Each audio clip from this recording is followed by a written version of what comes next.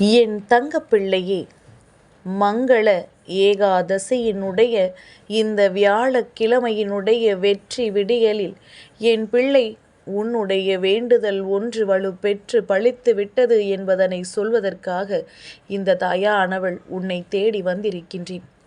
என் பிள்ளையே, எப்பொழுதும் உனக்காக உன்னை தேடி வருகின்ற இந்த வராகி என்னை நீ நிச்சயமாக அழைப்பாய் என்கின்ற நம்பிக்கையில்தான் தினம் தினம் உன்னை தேடி வருகின்றேன். இந்த அம்மா என்னை நீ காக்க வைத்தாலும் நான் உனக்காக காத்து கொண்டிருப்பேன் என்பதில் எந்த ஒரு சந்தேகமும் உனக்கு வேண்டாம். என் பிள்ளையே, இன்று இந்த பொழுது ஏகாதசியோடு விடிந்திருக்கின்ற இந்த நாள் என் பிள்ளைக்கு வாழ்க்கையில் பல அதிசக்தி வாய்ந்த திருப்பங்களை தரக்கூடிய விடியலாக இருக்கப் போகின்றது.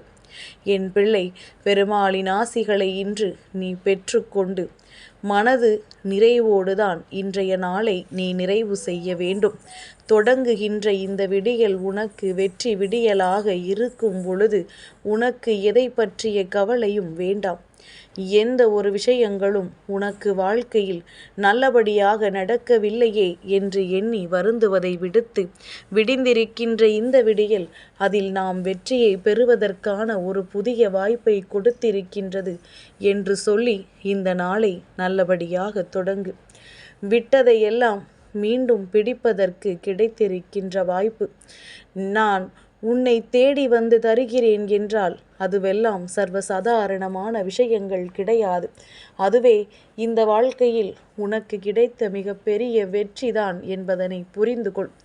தெய்வத்திடமிருந்து ஆசிகளை பெற்று ஒவ்வொரு விடியலையும் நீ தொடங்குகிறாய் என்றால் உன்னை விட பாக்கியசாலி வேறு யார் இங்கே இருக்க முடியும்? என் பிள்ளையே, எத்தனையோ பேர் இந்த தாயானவளை தேடி வருகின்றார்கள். ஆனால் எல்லோருக்கும் நான் காட்சி கொடுத்து விடுவதில்லை. எல்லோருக்கும் நல்ல வாக்கு தந்து விடுவதில்லை. என்னுடைய ஒரு சில குழந்தைகளால் மட்டும்தான் இதையெல்லாம் கேட்க முடியும். அவர்களுக்கு மட்டும்தான் இந்த வாய்ப்பு கிடைக்கும். அப்படியானால் அவர்கள்தான் இந்த வாழ்க்கையில் எல்லாவற்றையும் சரியான பாதையில் சென்று கொண்டிருக்கிறார்கள் என்ற அர்த்தம். அவர்கள் செய்கின்ற விஷயங்கள் எதிலுமே அடுத்தவர்களுக்கு எந்த விதத்திலும் காயங்கள் ஏற்படவில்லை என்ற அர்த்தம். யாரும் இவர்களை மனம் நொந்து மனதார இவர்களை திட்டியது இல்லை என்ற அர்த்தம். ஒரு பொழுதும் இன்னொருவர்களினுடைய கண்ணீருக்கு என் பிள்ளைகள் காரணமாகவில்லை என்ற அர்த்தம். பல புண்ணியங்களை சேர்த்து வைத்திருக்கிறது என்ற அர்த்தம். அப்படியானால் இதையெல்லாம் உன் வாழ்க்கையில் நீ செய்திருக்கிறாய் என்ற அர்த்தம். என் பிள்ளையே, இத்தனை அர்த்தத்தையும் கொண்டுதான் நீ என்னை கண்டு என் வாக்கினை கேட்டுக்கொண்டிருக்கின்றாய். இனிமேலும் இந்த விஷயங்களை நீ தொடர்ந்து செய்து கொண்டே இருக்க வேண்டும். எந்த ஒரு காலகட்டத்திலும் நீ இப்பொழுது இருக்கின்ற உன்னுடைய இந்த நல்ல நிலையிலிருந்து நீ மாறிவிடக்கூடாது. வாழ்க்கை பல கஷ்டங்களை காண்பித்து கொடுக்கும் பொழுது அந்த நேரத்தில் தடம் மாறாமல் நின்று விட்டாயானால் அதன் பிறகு இந்த வாழ்க்கையில் யாராலும் உன்னை அசைத்து பார்க்கவே முடியாது. ஒருவனினுடைய பலகீனத்தை இன்னொருவர் தெரிந்து கொண்டால் சட்டென்று வீழ்த்திவிட முயற்சி செய்வார்கள். அதற்கு ஒரு நாளும் என் பிள்ளை நீ இடம் கொடுத்து விடக்கூடாது. அப்படியானால் உன்னுடைய பலகீனத்தை நீ வெளிப்படுத்தக்கூடாது என்றுதான் அம்மா சொல்கின்றேன்.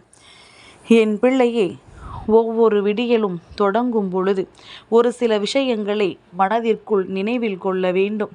அதில் குறிப்பான ஒரு விஷயம் என்ன தெரியுமா? கோபம். கோபம் காரணமில்லாமல் வரக்கூடாது. அப்படியே அந்த கோபம் வந்தாலும் அதில் ஒரு பொறுமை இருக்க வேண்டும். கோபத்தோடு சட்டென்று பேசுகின்ற வார்த்தைகள் எல்லாம் மீண்டும் ஒரு நாளும் நம்மால் திரும்ப எடுத்துவிட முடியாத வார்த்தைகள்.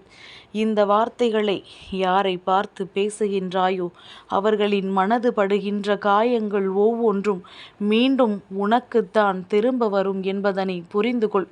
நீ நல்லதற்காக கோபப்பட்டாலும் சரி, கெட்டதற்காக கோபப்பட்டாலும் சரி, உன்னுடைய கோபம் எதிரில் இருக்கின்றவர்களுக்கு கண்ணீரை வரவழைத்து விட்டது என்றாலே அது உனக்கு எதிராக திரும்பும் என்பதனை முதலில் நீ புரிந்து கொள்.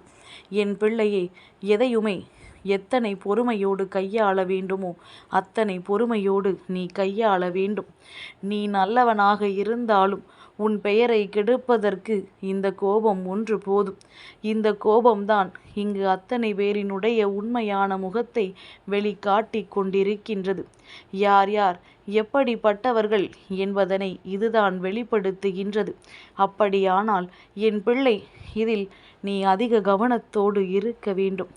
இது உன்னுடைய உண்மையான முகம் இல்லை என்றாலும் ஒரு முறை நீ வெளிக்காட்டி விட்டால் காலம் முழுவதும் இந்த பெயர்தான் உனக்கு நிலைத்து நிற்கும் என்பதனை நீ மறந்துவிடக்கூடாது.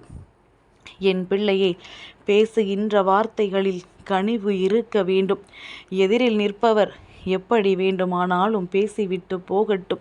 அதையே என் பிள்ளை நீயும் செய்வாயானால் அவர்களுக்கும் உனக்கும் இடையில் என்ன வித்தியாசம் இருக்கப் போகின்றது என்பதனை சற்று நீ சிந்தித்து பார்க்க வேண்டும். என் பிள்ளையே, ஒரு விஷயத்தை உனக்கு நான் சொல்கின்றேன், இதை கவனமாக கவனித்துக்கொள். ஒரு ஞானியை ஒருவர் பயங்கரமாக திட்டிக் கொண்டே இருக்கின்றார். அவர் பின்னால் சென்று சென்று அவரை திட்டி தீர்த்து கொண்டிருக்கின்றார். ஆனால் அந்த ஞானியோ அதை பெரிதாக கண்டு கொள்ளவில்லை. அவரை திட்டிக் கொண்டே இருந்தவனுக்கே அங்கு மிகவும் களைத்து போய்விட்டது. அவனுக்கே அது சற்று மன உளைச்சலை ஏற்படுத்தி விட்டது.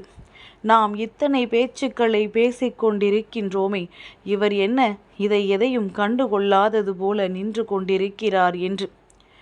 ஆனால் உண்மையில் இவருக்கே பொறுமையிழந்து, எதனால் நான் உங்களை இவ்வளவு திட்டியும் அதை கண்டுகொள்ளாமல் நின்று கொண்டிருக்கிறீர்கள் என்று கேட்டபொழுதுதான் அவர் அவனுக்கு ஒரு அறிவுரையை வழங்கினார். என்ன தெரியுமா? அந்த ஞானி அவரிடத்தில் கேட்டார், நீ ஒருவருக்கு அன்போடு பரிசுகளை கொடுக்கின்றாய். அந்த பரிசுகளை அவர் பெற விருப்பமில்லை, எனக்கு வேண்டாம் என்று உன்னிடத்தில் திரும்ப கொடுத்தால் அதை நீ என்ன செய்வாய் என்று கேட்கின்றார். அதற்கு அந்த மனிதன், அதை நான் திரும்ப எடுத்துச் செல்வேன், அது என்னுடையதல்லவா என்று சொல்கின்றார். அதுபோலத்தான் இப்பொழுது நீ கொடுத்த இந்த பேச்சுக்களையும் எனக்கு வாங்கி கொள்ள விருப்பமில்லை. அதனால்தான் அதை நான் கண்டு கொள்ளவில்லை. நான் அதை திரும்ப உனக்கே கொடுத்து கொண்டிருக்கின்றேன். அப்படியானால் நீ பேசியது எல்லாம் உனக்குத்தானே தவிர எனக்கு எதுவும் வரவில்லை. என் பிள்ளையே, இது உனக்கு எதை உணர்த்துகின்றது? எத்தனை பொறுமையாக பதிலளித்த இந்த ஞானியினுடைய மனநிலை உனக்குள் கொஞ்சமாவது இருந்துவிட்டது என்றால் நிச்சயமாக வருகின்ற பிரச்சனைகள் எதுவுமே உனக்கு பெரிதாக தோன்றாது. யாரேனும் உன் மீது வார்த்தைகளால் வசைபாடுகிறார்கள் என்றால் அதை நீ கண்டுகொள்ளாமல் விட்டுவிட்டாய் என்றால் அது அவர்களுக்குத்தான் சொந்தம், அது உனக்கு சொந்தமானது அல்ல. நீ கவனத்தில் எடுத்துக்கொண்டால் மட்டும்தான் அது உன்னை வந்து சேரும் என்பதனை முதலில் நீ புரிந்து கொள். எந்த ஒரு விஷயமும் ஏற்றுக்கொண்டால் மட்டும்தான் உன் வாழ்க்கையாக மாறும். ஏற்றுக்கொள்ளாமல் நீ விட்டுவிட்டால் அது தானாகவே உன்னை விட்டு விலகிவிடும். அதை செய்கின்றவர்களுக்கே போய் சேர்ந்து விடும். எதுவாக இருந்தாலும் அது அப்படித்தான் என்பதனை புரிந்து கொண்டு இந்த நாளில் எந்த ஒரு விஷயங்களும் யார் உன் மீது திணித்தாலும் அதை நீ கண்டுகொள்ளாமல் நீ செய்வது சரியென்று உன் மனசாட்சி உனக்கு சொல்கிறது என்றால் எதை நினைத்தும் கவலைப்படாமல் நீ வாழ்க்கையின் முன்னேற்றத்தை மட்டும் நோக்கி பயணித்து கொண்டே இரு. உன்னுடைய முன்னேற்றத்திற்கு இந்த தாயானவள் என்றும் துணை இருப்பாள் என்பதை மட்டும் நீ மறந்து விடாதே. என் குழந்தையே, உன்னை தேடி நான் வருகின்ற பொழுது என்னை நீயும் தேடி வருகின்றாய் என்கின்ற நம்பிக்கையில்தான் அம்மா எப்பொழுதும் உன்னோடு பேசிக்கொண்டிருக்கின்றேன். உன்னுடைய எண்ணங்களை இந்த தாயானவள் நன்றாகவே புரிந்து வைத்திருக்கின்றேன். அதை நீயும் இந்த தாயானவளின் அன்பை உணர்வது உண்மை என்றால் இந்த நாளில் எந்த குழப்பமும் இல்லாமல் தெளிவாக உன்னுடைய ஒவ்வொரு செயல்களையும் செய்து கொண்டே இரு. உன் வெற்றியை நான் உனக்கு உரித்தாக்குகின்றேன். என் தங்கப்பிள்ளைக்கு இந்த வராகி அம்மாவினுடைய ஆசீர்வாதங்கள் எப்பொழுதும் உண்டு.